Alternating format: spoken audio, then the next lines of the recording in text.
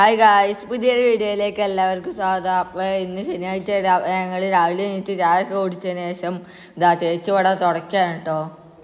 ഇന്ന് ചേച്ചിക്ക് ക്ലാസ് ഇല്ല കേട്ടോ, അതുകൊണ്ടിട്ട് ചേച്ചി രാവിലെ തന്നെ തുടയ്ക്കാനൊക്കെ നിന്നു. പിന്നെ ഇന്ന് ഞാൻ എൻ്റെ മൂന്നാമത്തെ ചരങ്ങയാണ് കേട്ടോ വറക്കാൻ പോണത്.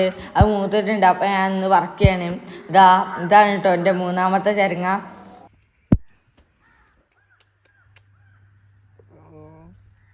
വെട്ട് കൊണ്ടിട്ടുണ്ടല്ലോടാ. ചിരങ്ങൊക്കെ അമ്മയ്ക്ക് കൊണ്ടു കൊടുത്തതിന് ശേഷം പിന്നെ ഞങ്ങൾ ട്യൂഷന് പോയിട്ടോ.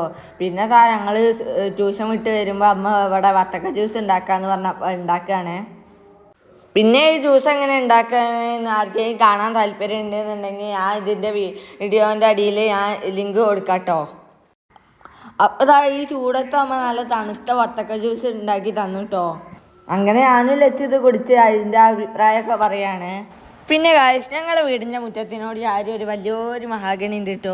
ഇത് മഹാഗണി ആയതുകൊണ്ടാണ് തോന്നുന്നത് ഇതിന് ഇങ്ങനത്തെ ഒരു പേരിട്ട് തോന്നുന്നു. മഹാഗണി തന്നെയാണ് ഇതിൻ്റെ പേര്.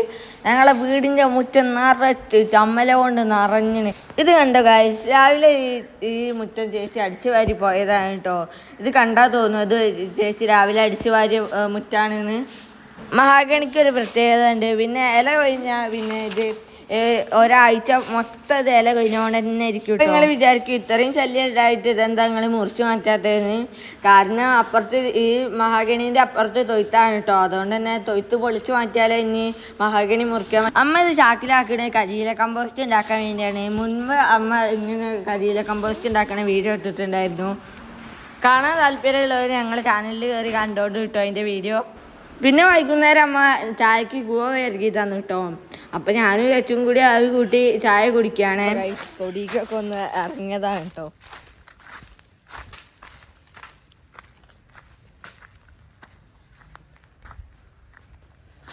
ചായ വാഴക്കന്ന് അടിച്ച് ചെറിയ മാങ്ങൊക്കെ ഉണ്ടായിട്ടുണ്ട്. പക്ഷെ ഫുള്ള് നിലത്ത് വീണ് കൊയിഞ്ഞ് പോവാണ് കേട്ടോ. ഇവിടെ ഒന്നുമില്ല. പിന്നെ ഇതവിടെ നിലത്ത് മാങ്ങ വീണിട്ടുണ്ട്. എന്താ കണ്ടോ, പിന്നെ ഞാൻ കഴിച്ചോട്ടെ.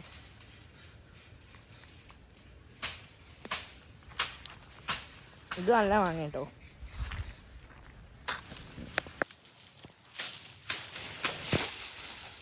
ഇപ്പം അമ്മ ഓലക്കൊടി കൊത്തിക്കറിയാണ്.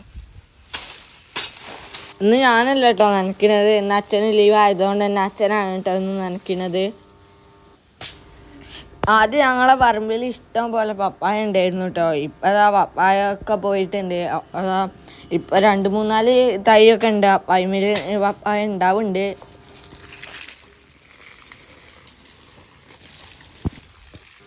ഇന്ന് ഇവിടെ നല്ല മഴക്കാറുണ്ട്.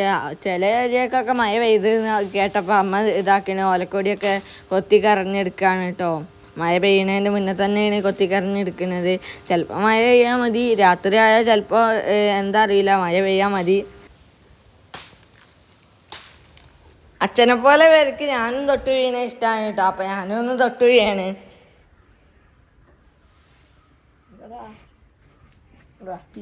ഞങ്ങളെ പറമ്പിൽ പിന്നെ പശുക്കൾക്ക് അത്ര സ്ഥാനമില്ല കേട്ടോ. അതുകൊണ്ടാണ് അച്ഛൻ പോത്തിനെ വളർത്തുന്നത്.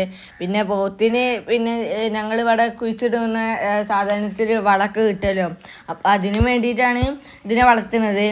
പുല്ലുകുട്ടിയിൽ പുല്ലൊക്കെ കഴിഞ്ഞിട്ടുണ്ട്. അപ്പം ഇനി കുറച്ച് പുല്ലൊക്കെ ഇട്ട് കൊടുക്കട്ടെ.